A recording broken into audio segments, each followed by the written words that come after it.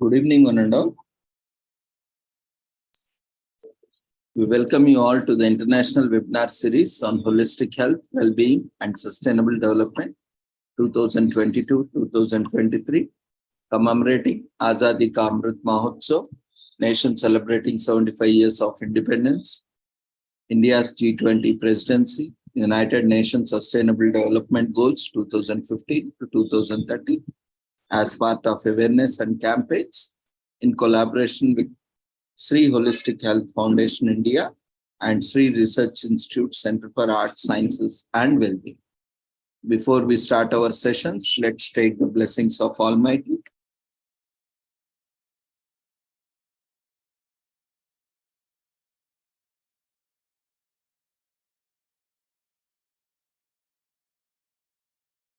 Kurutvam kalyanam arogyam dhanasampadam shubham kurutvam kalyanam arogyam dhanasampadam shatru buddhi vinashaya deepajyotirnamostute deepajyotirnamostute shubham kurutvam kalyanam arogyam dhanasampadam Shubham kurutvam kalyanam arogyam dhanasampadam.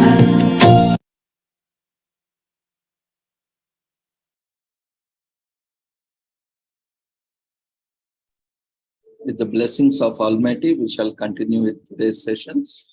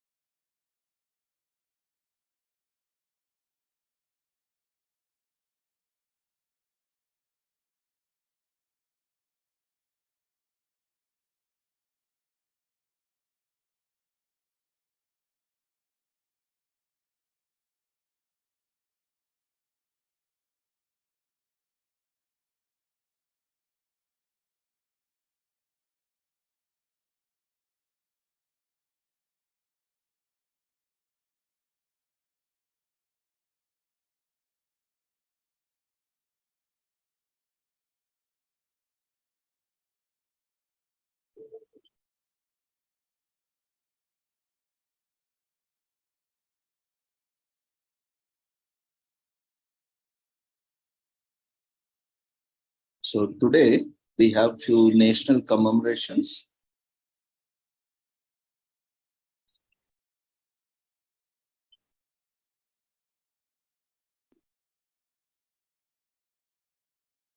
And few international commemorations like World Lindy Hop Day,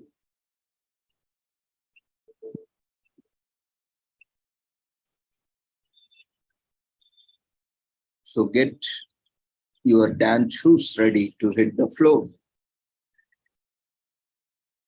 So it's a better way to create some positive vibes than by dancing, especially if you are doing it in the right environment with the perfect music. That is why Lindy Hop is all about a dancing style that has endured time by bringing people together and helping spread joy. Lindy Hop, also known as Jitterbug, is an American dance style that made its first appearance in the late 1920s. With the popularization of big bands, it crosses over dance style traditions from Europe, like turns and embracing, holds with body postures from Africa. Its geographical origin can also be traced back to Harlem, New York City. Curiously, its name comes from a trend that has occurred after Charles Lindbergh's successful flight across the Atlantic in 1927. Many chefs, musicians, and even business owners paid tribute to the aviator by naming the creations and their establishments of the brave American. The dance evolved together with the music it's danced to. These musical styles stem from Charleston to swing. Lindy Hop reached mainstream popularity during the 30s with dance groups like Harlem Kangaroos and Hot Chocolate performing at exhibitions. The movie Hells Up in also featured Lindy Hop dancers. So Lindy Hop enjoyed a revival since the mid 1980s when swing legend Frankie Musclehead Manning, an influential choreographer and performer of an era, was popularized it.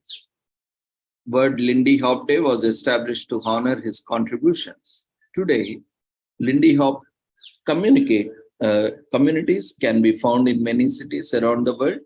One of the most famous examples is the town of Herräng in Sweden, home of the Herräng Dance Camp, a famous meetup for Lindy Hop enthusiasts.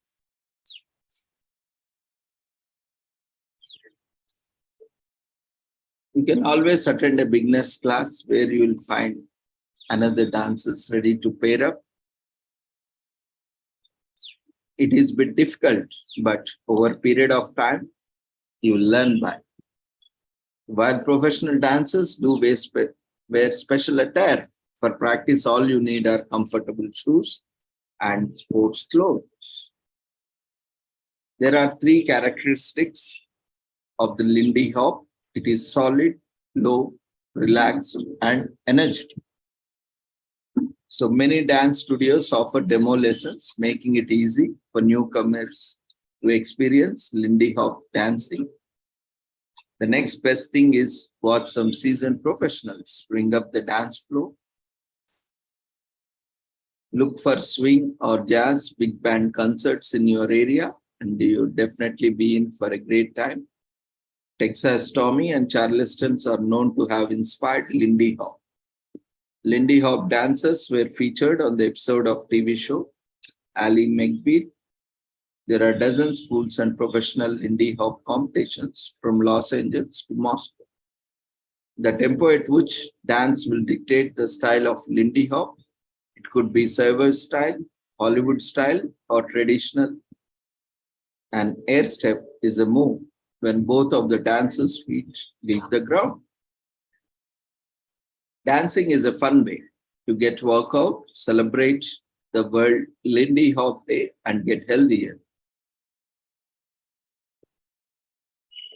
So Lindy Hop enthusiasts are a very supportive bunch, especially when they celebrate this very special day. Celebrating this day isn't only about dancing, it's about recognizing an important milestone in dancing traditions. Similarly, though today is the day commemorating this dance, but any kind of dance, any dance which you like or which is locally available and which you can go ahead with training or coaching which is available in your locality. You may also choose. Here, basically, it's all about dance. Whichever dance is there, and especially the ones which are traditional are very good, especially Indian classical dances. Rather than these Western dances, you will get more benefits. Anyway you are dancing. When you go with classical, Indian, traditional, you will get more benefits. Scientifically, also it is proved. So better, why not, when we always aim at a better thing, don't go with the propaganda or false trend. They always create diseases and disorders. In fact, go with the traditional things which have been long standing and that will give you enormous good benefits. Today is also commemorated as World Redhead Day. It is a day set to celebrate everyone who has natural red hair If you have red hair, you are considered a part of the unique group because less than 2% of the world's population is born with natural red hair. So red hair is more common and appears with greater frequency between 2% and 6%. Among those of North European descent, red hair gets its color from high levels of reddish pigment, pheomelanin, and low levels of dark pigmentation, eumelanin. Of course, this is a natural pigmentation that occurs, but nowadays people are, coloring their hair. So, whoever wants a red hair can get it artificial. Of course, that's a different story. But today we are celebrating those who have naturally acquired pigmentation. And redheads are those whose hair has a variety of red hues, from a deep burgundy or bright copper or auburn to burnt orange or red orange to strawberry blonde. Red hair is usually associated with fair skin color, lighter eye color, freckles, and sensitivity to ultraviolet light. Ultraviolet light. In ancient Asian civilizations dating back to 2nd millennium BC, people were said to have red and auburn hair. There are several accounts of redheads in Greek literature. The ancient people, Budinese, Samaritans, and Thracians were reported by Greek authors to be blue-eyed and red-haired. Throughout history, red hair is believed to be good for women, but not for men. Red hair has been associated with evil, vampires, and witches. Outsiders were usually portrayed sporting red hair because red hair was not very common. Some historians also attribute the negativity towards red hair to the belief that Judas Iscariot, the disciple who betrayed Jesus, had red hair. And red hair is also associated with someone with a temper. In the 16th and 17th centuries, women who had red hair were stigmatized as witches. An estimated 45,000 red-haired women suspected of being witches were burned during the witch trials. Of course, many think that these superstitions are only in India or in Hindu community. But if you see also, India is the only country where majority of Hindus are there, but rest of the world, majorities are Muslims and Christians. And in those countries only, there are a lot of superstitions, myths, taboos, stigmas associated with various aspects. Even in developed countries also, people always fear with, about UFOs and ghosts. There are ghost hunters and paranormal society and lot, because we are not aware and we are always carried away by this false propaganda, because we are more or less like a frog in a well. So we do not understand what actually the world is, and most of the information is, which is promoted is the propaganda. That is not actual news. That is, a news which is designed, a programming that is intended to hate our own culture and tradition. That's why even children from childhood, from schools, especially these missionary schools, are known to spread hatred and sow the seeds in the very young ages of the children. That's why they are not following nowadays, because most of the children are not following because Sanatana Dharma or Vasudhaiva Kutumbakam concept, because they are not being taught in the schools. Because most of these schools are missionary schools and they have an agenda of conversion. They have this agenda of spreading hatred towards other religions and not encouraging, though they live in a secular country, but they do not follow this secularism. and all these kind of things, we are, and mostly the other communities are sending their children to such schools as thinking that they are, they provide better education. But in fact, they are destroying their own culture and tradition because they don't care about other cultures and traditions. But, this is causing more damage as we stopped teaching our own children our own rich culture and tradition, and there is no one who is able to teach them, who is teaching them, or who is able to guide them. Because at schools, no one teaches them, and at home also, no one teaches. So they are completely unaware of their own cultures and traditions. This is why they don't follow. That is the greatest misery that is happening. But again, over a period of time, anything that comes, that will definitely, create a ripple effect. Because such systems which have failed across the world will continue to fail because their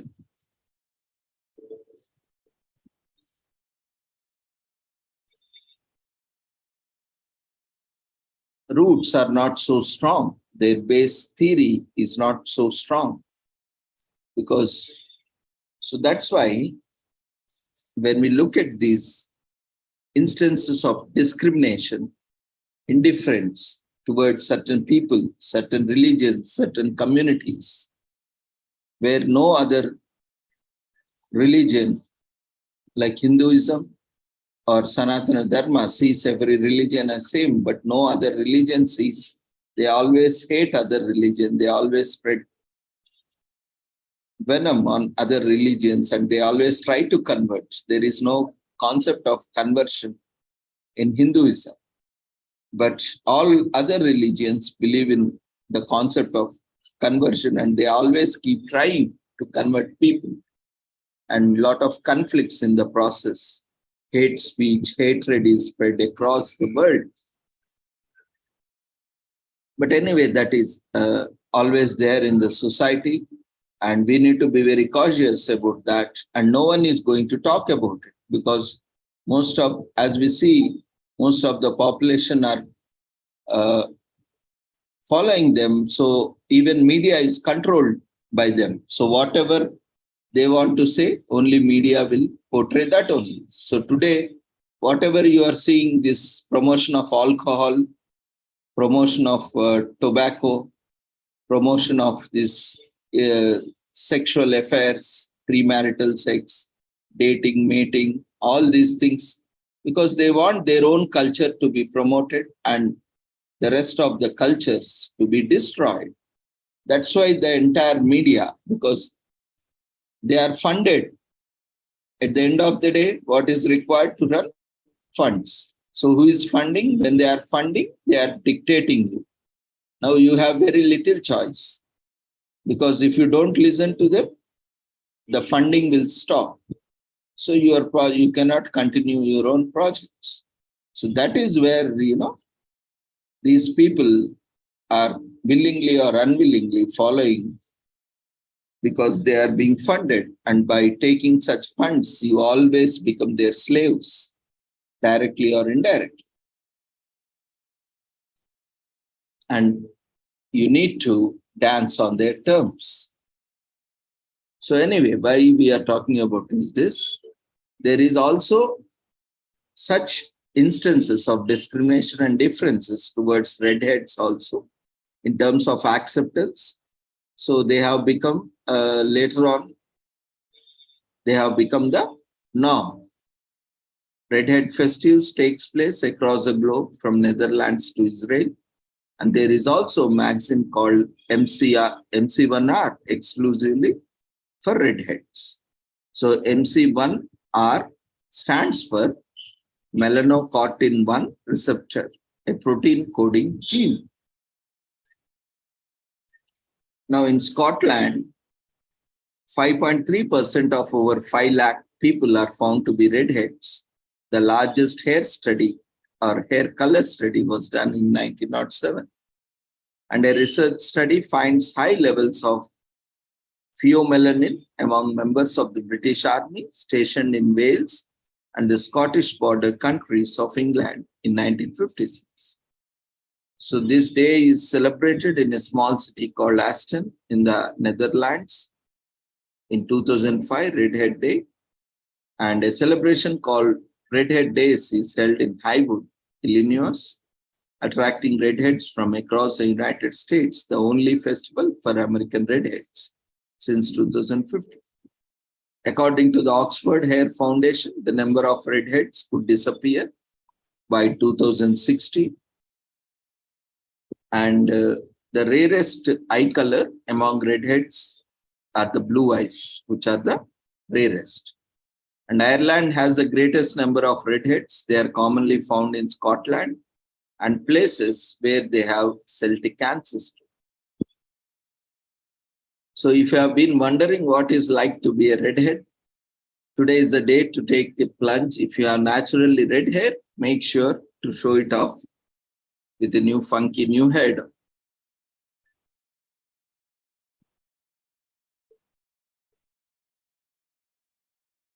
So red hair is basically, as we have seen, is a genetic mutation. Babies born with red hair have parents who carry the mutated gene MC1R. Redheads are found more frequently among those of Northern or Western European ancestry and less frequently in other populations. Red hair is thicker than that of other colors. Pain sensitivity among redheads is linked to MC1R gene and they are more sensitive to pain. Redheads naturally produce vitamin D, which is essential for good health and proper bone development. This is one benefit for them, additional. And it also celebrates the diversity and individuality, and it's a chance to show the world that redheads are rare and unique. This holiday teaches us to embrace, be proud, and take ownership of our differences. It tells us that redheads should not be discriminated against or stereotyped. Although rare, redheads all over the world get special attention, not only because of their hair color, but also because of the traits associated with them, such as confidence and liveliness. So, with this, we shall end the commemoration. And we have other national commemorations, like National Title Track Day in US. On this day, we remember our favorite title tracks in albums and movies. To simply put, it's a music track that shares name of the album or movie it belongs to. Some examples include Let It Be by the Beatles or Back in Back by AC/DC. As for the movies, Ghostbusters, they tend to be defining and most memorable tracks of the album or movie, and some even share a name with the artist, such as Black Sabbath, or even something like In the Court of Crimson King by Crimson King, and similar ones. December 22nd, 2017, University of Alberta professor Andrei Kostopoulos decided to review all the albums that peaked at number 1 on the Billboard 200 between 1996 and 1990, as reported by Billboard.com, as well as the top 10 albums for each of these years, as reported by BestEverAlbums.com on his blog. He determined the persons of albums with title tracks for both the Billboard list and Best Ever Albums list for each year, as well as the number of weeks when an album with a title track, the top spot on Billboard 200, only 39 out of 471 albums, 8% made both lists, which showed that early financial success and long-term viability are mostly distinct characteristics. He argued that there may be pressure to include a title track in commercially successful albums. Additionally, during years when the title track albums were most successful, as well as the following year, the overall frequency of title tracks increased, whereas the years in which title track albums performed especially poorly decreased the frequency of title tracks for that year and the following year as well.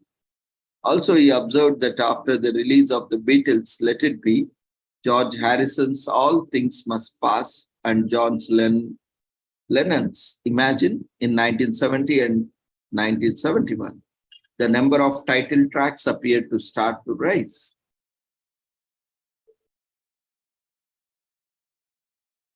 Today is also commemorated as National Sorry Day in Australia. It reminds us, the colonists, descended people of the nation, to remember the mistreatment of Aboriginal and Torres Strait Islander people. Indigenous children were forcibly removed from their families to be assimilated into white Australian culture. They are known as the stolen generations. It took several Australian government administrations coming and going before an apology was officially ordered to the indigenous Australians. But it was finally made official, and the actions are being undertaken to this day to repair the damage caused by tearing native family.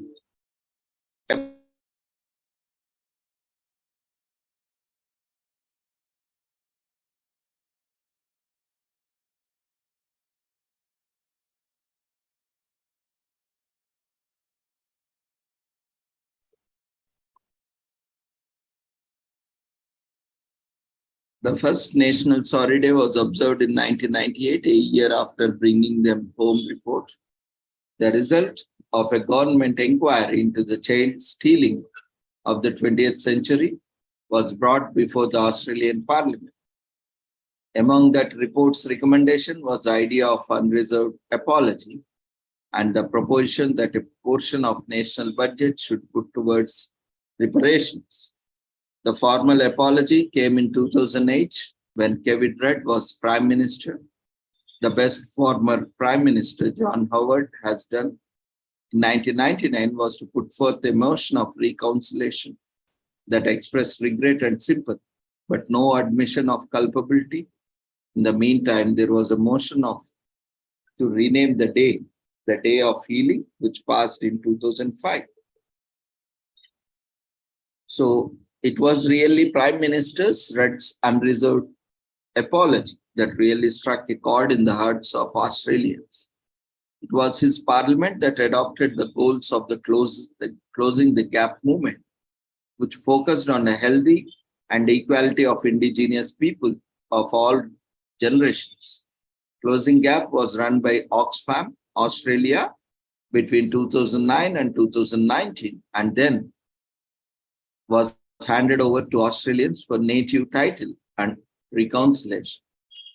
ANTA, who still produce an annual report. National Sorry Day is a day to acknowledge the strength of stolen generation survivors and reflect on Australians can all play a part in the healing process for the people and nation. While this date carries great significance for the stolen generations and other Aboriginal and Torres Strait Islanders people, it is also commemorated by Australians right around the country.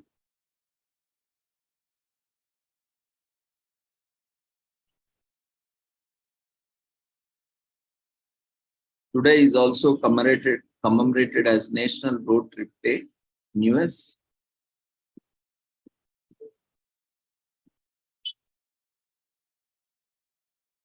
US is one country where road trips count as a holiday in themselves, whether it's to pay tribute to fallen national heroes by visiting war memorials across the country, or an excuse to get out of town and have a change of scenery. The road trip has been loved by Americans throughout the history.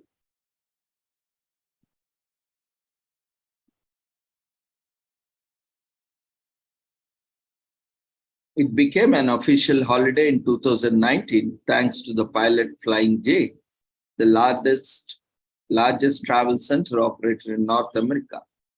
They choose Friday before Memorial Day because of the long weekend ahead. And with the May being the start of summer, it kickstarts the travel season too. Since travel stories are ingrained into very history of America, with wagon trains heading out west in the 1840s and Native Americans exploring the country long before it makes sense to observe a day that celebrates travel by road. The first recorded road trip across the US began in 1903 with a bet. Someone bet Horatio Nelson Jackson, a physician and automobile pioneer, that he could not travel from San Francisco to New York City in less than 90 days. Accompanied by the mechanic Sewell K. Crocker and a dog named Bud, they set off in a 20 horsepower Winston to prove them wrong. Despite numerous mishaps, Jackson and Crocker completed the trip in 63 days.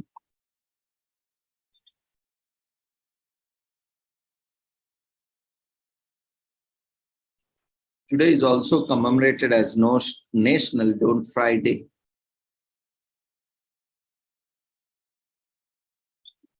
It has been designated by the National Council on Skin Cancer Prevention as a reminder for everyone to protect their skin as they usher in summer and prepare to enjoy great outdoors.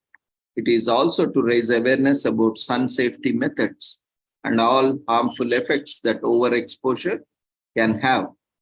According to the organization, the motto for the National Don't Fry Day is slip, slop, slap, and wrap.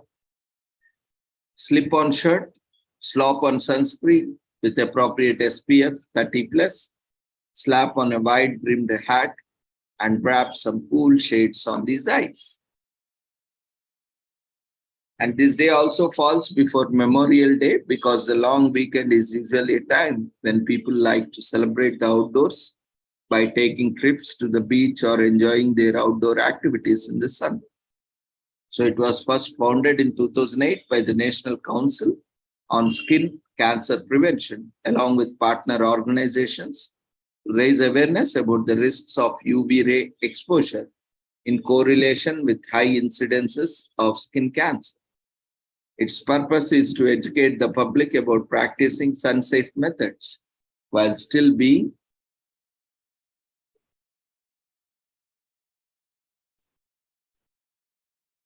able to enjoy the summer sunshine and to help reduce the rate of skin cancer. Apparently, some statistics say that every hour someone in America dies of skin cancer, and therefore we cannot afford to take it lightly. And there are several types of skin cancer, with melanoma being the deadliest and basal cell carcinoma being the most common. The good news is that early detection of skin cancer can help cure it. So following protective measures and keeping an eye on your skin is more than enough to keep the risk at bay. There are those who may be worried that having to take these precautions may turn them into vampires, but they need not fear. Something as simple as checking the UV index before going outdoors and avoiding the sun at midday when it is at its peak are the steps that do not hamper most activities. It's also important to allow your body to naturally produce vitamin D by soaking up pure sunshine for about 10 to 15 minutes a day. When it comes to the sunscreens, the best way is to go organic. But do not rely only on sunscreen to protect you. It needs to be thickly reapplied every 2 hours. And don't forget to also invest in some SPF chapstick to protect your lips. German chemist John and Wilhelm Richter discovers ultraviolet light and its part in sunburn. UV rays are discovered in 1801 Melanoma is discovered by the inventor of the stethoscope, French physician René Théophile Hyacinthe Laennec in 1804. Dr. Isaac Parrish documents the first case of melanoma in North America in a 43-year-old widow in Philadelphia, in America, in 1837. French pharmacist Eugène Scheller, founder of L'Oréal, releases the first commercial sunscreen in 1936. SPF stands for sun protection factor, which you see on sunscreen, which are bought in commercial stores, and it measures how much ultraviolet radiation can penetrate your skin. The main focus of many sunscreen lotions or creams is on blocking UVB rays, but UVA are also harmful. Therefore, when choosing a sunscreen, it's best to go with a broad spectrum one with an SPF of 30 or higher. So next time when you are buying, make sure you are buying a sunscreen lotion or cream with SPF of 30 or higher. And always better try not to use sunscreen because it has a lot of chemicals involved and because of side effects and also a risk of getting skin cancer. If at all you have to use, then go with SPF of 30 or higher. And that too made by natural or organic materials. And according to the National Cancer Institute, cancerous moles have the following characteristics: border that is irregular, the edges are often ragged, notched, or blurred in outline. The pigment may spread into surrounding skin, color that is uneven, shades of black, brown, and tan may be present. Areas of white, gray, red, pink, or blue may also be seen. Shade can help protect you from sun's harmful UV rays, which cause skin damage and can lead to cancer.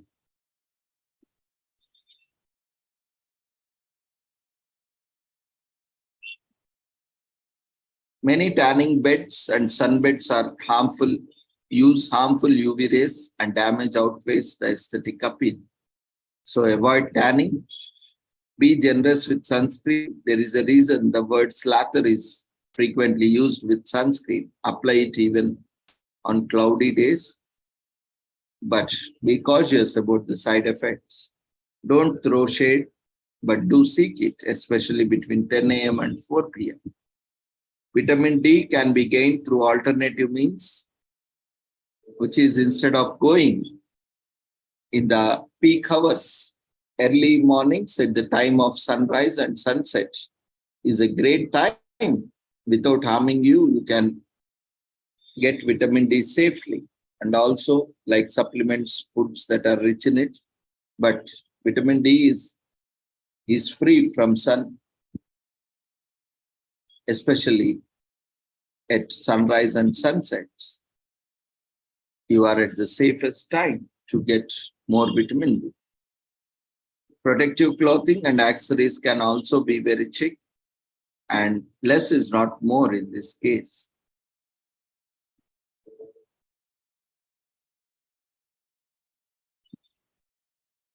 Today is also National Heat Awareness Day in US, because it is start of summer in US. So a lot of commemorations are there which are related to heat and other related aspects. So National Heat Awareness Day is observed annually, and National Heat Awareness Day is an effort by the Occupational Safety and Health Administration and the National Weather Service to alert workers, employers, and the public at large about the preventable health dangers related to heat in order to reduce the overall rate of illness and deaths caused by it. This day was specially founded as a reminder that many outdoor workers or laborers are at risk of serious heat-induced conditions like heat exhaustion, dehydration, heat stroke, and even death. We bring you tips on spreading awareness about these conditions, and their prevention can help mitigate such unnecessary medical emergencies. So this was founded by the Occupational Safety and Health Administration and the National Weather Service, an agency of US federal government. While there is no record of its observance, the importance of this day, what it stands for, is why we are including it. The reality is that every year in the US alone, people suffer and die from heat-induced illness, which could easily have been prevented with the right protective measures and intervention. Groups that are especially vulnerable to heat are outdoor workers, like farmers and manual laborers, young children, elderly adults, people with chronic medical conditions, and pregnant women. Heat waves have been on the rise over past few decades, with a definite correlation to climate change and the crisis of global warming. In the US itself, recent histories shows the shocking death toll due to heat waves. While various measures are being taken to adapt rising temperatures and humidity, there is a need for awareness to be spread in order to mitigate the losses. Therefore, this day was created in order to spread the awareness to overcome the high temperature related issues. This day is also observed to encourage the consumption of water to avoid heat-related illness. Americans seems to still underestimate the health risk related to conditions of extreme heat or temperatures. Even though it's the deadliest weather condition in the country, with factors like pollution causing temperatures to rise earlier each year, the onslaught of the heat of the summer is coming faster every year. For this reason, it is imperative that the nation at large begins to sit up and take notice of the fact that there are many groups in need of protection from an unexpected killer. The term heat wave originates in America. A heat wave kills 1,250 in the US in 1980. The heat wave in Chicago kills 700 people in 1995, and a heat wave across Europe becomes responsible for over 50,000 deaths in 2003. So there are three signs of heat stroke.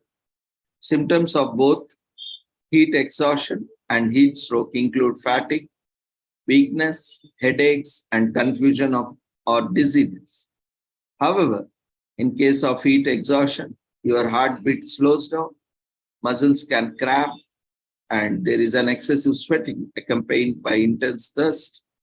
In case of heat stroke, your heartbeat quickens, and you can experience shortness of breath, and your skin feels hot.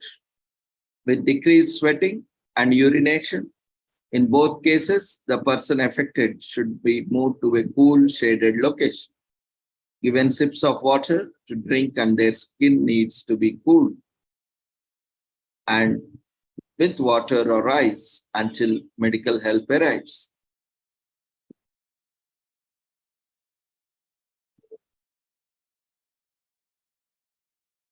Heat waves can kill via dehydration caused by heavy sweating. The altered sodium and potassium concentrations in the blood confuse both heart and nerve cells, and also so breathing or heartbeat may suddenly stop. The National Weather Service recorded a temperature of 130 Fahrenheit in Death Valley National Park, California in 2020, which is the highest heat wave ever recorded. And this could be the highest temperature ever reliably recorded on Earth. And dehydration is one of the most preventable things, which, if left ignored, can lead to more serious health issues. Therefore, it is recommended by experts everywhere that 8 glasses of water a day is a good standard to maintain.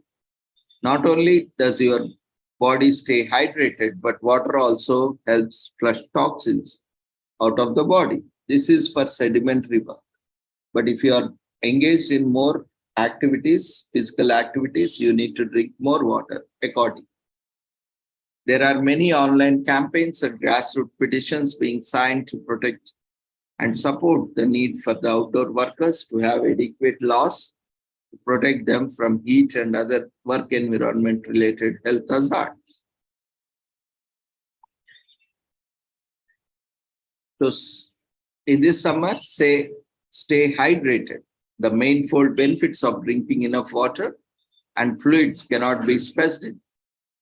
Keep your fashion light and breezy. Wear loose fitting and lightweight clothing made with breathable fabrics like cotton. The importance of sunscreen as protection against the sun is never going to get old. Slather on sunscreen. Avoid stepping out into the sun during its peak hours, especially without protection. Limit your activity, leave the intense workouts for early mornings or nights and take it easy during the midday heat. Several years ago, OSHA began a heat illness prevention campaign to spread awareness about the dangers of working in conditions of extreme heat. Their petition for change could be boiled down to 3 simple demands for workers: shade, rest, and water. The onus falls on employers to ensure that their workers are receiving these basic requirements and are being protected from extreme heat and other hazardous conditions. By reinforcing such basic preventive measures, National Heat Awareness Day brings the reality of things we take for granted, like water, to the forefront and makes more mindful of our own health. Heat waves and heat-related health issues are on the rise all over the world, thanks to the climate change. Therefore, the message of National Heat Awareness Day is relevant to people across the globe, especially as many nations do not even have access to resources like drinking water and electricity. It opens one's eyes to the larger realities of social justice and climate change. Today is also commemorated as National Cooler Day in United States. It's all about appreciating the life-saving invention, which is cooler. Cooler is an insulated box that keeps foods or drinks cool. Ice cubes or ice packs are usually used in the cooler to help the contents inside stay cool. Coolers are commonly used during the summer season for storage or transporting perishable products. They are also taken on picnics, vacations, or outdoor activities. Depending on the occasion, coolers are of different sizes, including personal coolers, disposable coolers, reusable coolers, and large coolers with wheels. The history of the modern cooler can be traced to the beginning of the first millennium, when cells developed barrels to store and transport food items. The invention was soon taken over by the ancient Romans, who introduced them to the rest of the world through their vast trade routes. In 1802, a Maryland farmer, Thomas Moore, patented the refrigerator. It was an oval tube made from cedar wood with a rectangular tin box inside it and lined using rabbit fur. The rectangular tin box is filled with snow and crushed ice to keep the content of the refrigerator cool. This invention changed how food was delivered and stored across the United States. It became prominent in restaurants and hotels, and even special fried ice boxes based on the refrigerator design were built for the railroads. In 1944, an engineer at Dow Chemical, Ray Otis McIntyre, created styrofoam. The polystyrene foam was made by combining pressurized polystyrene with isobutylene, making it light, durable, and an excellent insulator. Although its primary purpose was to replace rubber, it later became used in packaging and then as coolers. In 1951, Richard C. Laramie filed a patent with the United States Patent Office for a portable ice chest. Laramie later sold this patent to the Coleman Company. In 1954, the Coleman Company launched a galvanized cooler, later replacing it with plaster. The company also changed the product's name from portable ice chest to cooler. Capitalizing on the success of the Coleman Company, other cooler brands started cropping up, including the likes of Igloo and Yeti, which became the gold standard for coolers.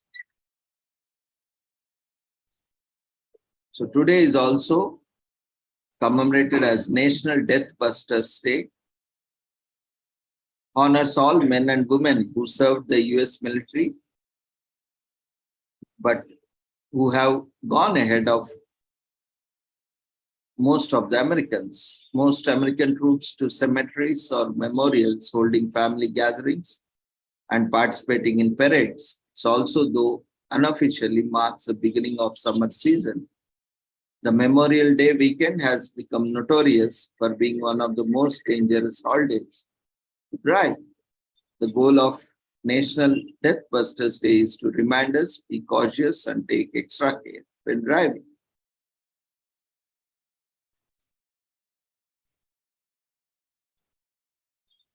The National Safety Council, NSC, therefore encourages Americans to practice what is known as defensive driving, in which a driver can anticipate dangerous road situations even when everybody around him or her, including pedestrians, bikers, and passers-by on the road, will make mistakes.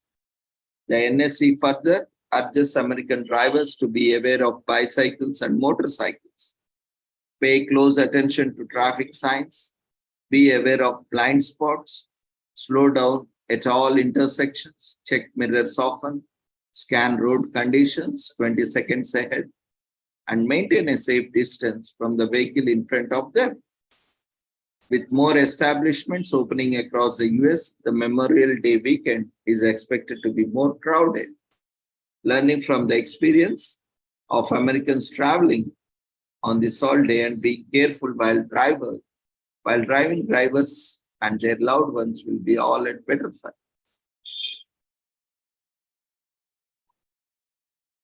Today is also commemorated as National Paper Airplane Day in US. Paper airplanes have fascinated children and adults alike around the globe for generations. The day is usually celebrated with contests in two basic flight categories: distance and time in air.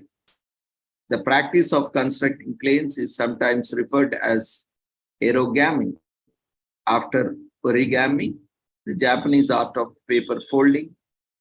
Crafting paper planes is said to have originated out of ancient China, but the art is said to have perfected out of Japan.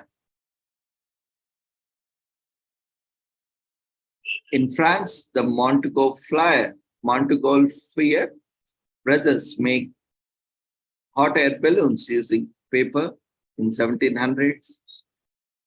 The Montgolfier brothers make the first paper cloth lined hot air balloon, which can carry humans, in 1783. Jack Northrop tests the aerodynamics of larger aeroplanes using paper models in 1930s.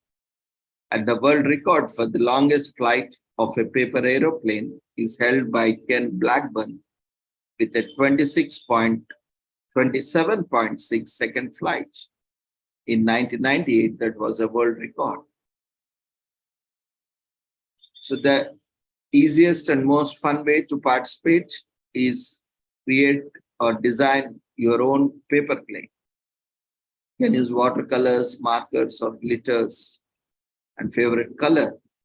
Your paper plane represents you and flies high. Grab some co-workers or friends and head outside. Utilize media to find out interested contestants, and most contests offer two basic flight categories, distance and time in air, but you can add more categories if you are organizing your own contest. So don't forget the prizes. You may not believe, but a paper airplane are truly becoming a lost pastime. Celebrate paper airplanes by teaching youth the art and joy of making a paper airplane.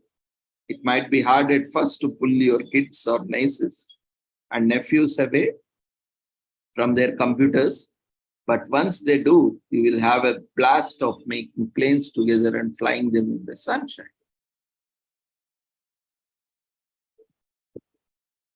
We could all use a few minutes away from our smartphones and computers. Building a paper airplane allows you to unplug from technology, relax, get outside, and get some fresh air.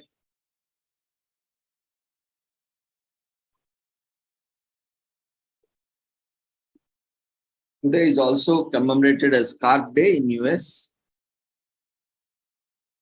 The name comes from the word carburation, which boosts the biggest automobile race at the Indianapolis Motor Speedway, in which the final practice session takes place before the race itself. This is where teams tune their carburetors or chassis to make sure the cars are fit for the race. Although no carburetors have been used by qualified cars since 1963, the name has struck. Carb Day is now synonymous with parties and a huge celebration before each race, in which concerts features many popular performers. It has enjoyed immense popularity as Carb Day since 2000, along with the final practice session. The day also hosts a pit stop contest, a support race, and a concert. Before the mid-1950s, Carb Day was closed to the public. Now it forms an integral part of the month-long run-up to the Indy 500. Carb Day was never set to fix on a date, never set on a fixed date. But in 1969, it was held on Wednesday before the race, and then it moved to the Thursday before the race day. And currently, Carb Day falls on the Friday before the race itself. So the Pit Stop Challenge and the Indy Lights Freedom 100 are held during the activities leading up to the Indianapolis 500. The Pit Stop Challenge debuted in 1977. This is one of the cornerstone events at Carb Day, offering a chance for pit stop crew members to shine. Although it is basically a fun event, it is taken very seriously by the crews. The Indy Lights Freedom 100 automobile race is the support race for the main event. The first race was held only once in 1979 and was not on Carb Day. The race was officially added to the event calendar in 2003 and was held on the second weekend of the time trials. This day proved to be unpopular because attendance was low. In 2005, the Indy Lights Freedom 100 automobile race was moved to Carb Day. And concerts have been a major draw card since 1900s, fascinating, featuring live concerts. In 2005, the concerts were held right at the track itself instead of downtown. These Carb Day concerts typically feature rock singers and groups, among them Rick Springfield, Rio Speedwagon, and Spikes, and many more. Finally, today is also Europeans Neighbors Day. So invite over your neighbors to a nice meal and get to know your community. And today is also commemorated as Georgia's Independence Day, celebrating the rise of the nation of Georgia and its claim to victorious independence.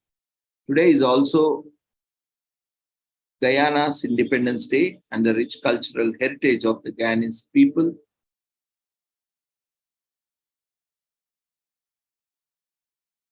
And today, finally, is World Dracula's Day. This is also commemorates the publication day of Bram Stoker's famous novel, Dracula, which was published on May 26, 1987. It was created by the Whitby Dracula Society, 1897, one of the most Gothic literary works in the world. Dracula was mostly written in the 1890s, but the holiday in the town of Whitby, Stoker found the name Dracula in the public library and assumed it the Romanian word for the devil. While writing, Stoker mostly drew inspiration from the Transylvanian folklore and history. So World Dracula Day was created in 2012 by the Whitby Dracula Society, 1897, based in the town of Whitby Abbey, England. Founded in 1897, the society celebrates the cultural importance and Bram Stoker's Dracula that had over the last century. Interesting. The town is the spiritual birthplace of the novel. It was inspired by Gothic architecture. According to the society's Facebook page, the society works hard on a daily basis to promote and curate all aspects of the heritage of Dracula, Stoker, and all other related interests in Whitby, and undertake regular walking tours covering all the key sites of interest to both vampire buffs and the general public. Dracula was written in an epistolary style. The plot is narrated through diary entries, letters, and newspaper articles. It tells the story of a solicitor called Jonathan Harker, who visits Count Dracula at his castle in the Carpathian Mountains in order to help him purchase a house near London. While there are, Harker discovers Dracula's vampirism and manages to escape the castle alive after Dracula himself flees to England and plagues the town of Whitby. Manhunters led by Abraham Van Helsing hunt down Dracula and kill him in the end.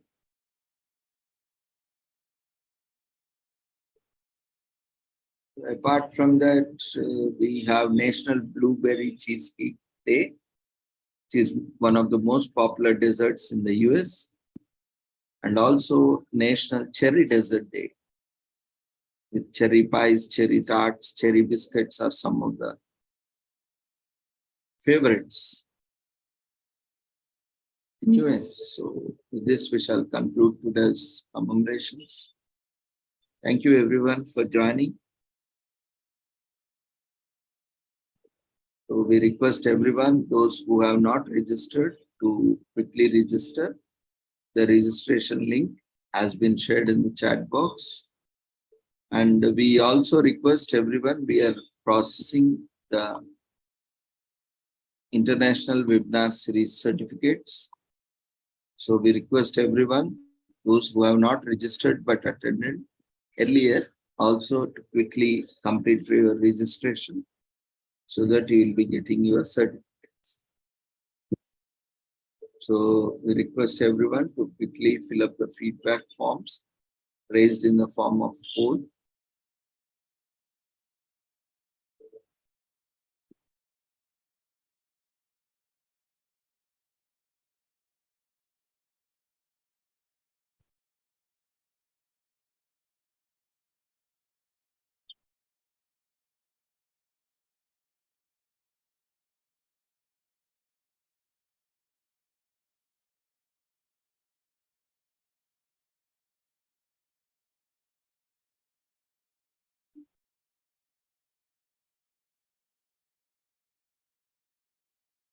Dear friends, we request everyone to quickly fill up the feedback form before we leave the platform. It is mandatory. So see you all tomorrow at the same time. 6 o'clock with the same link with different topics.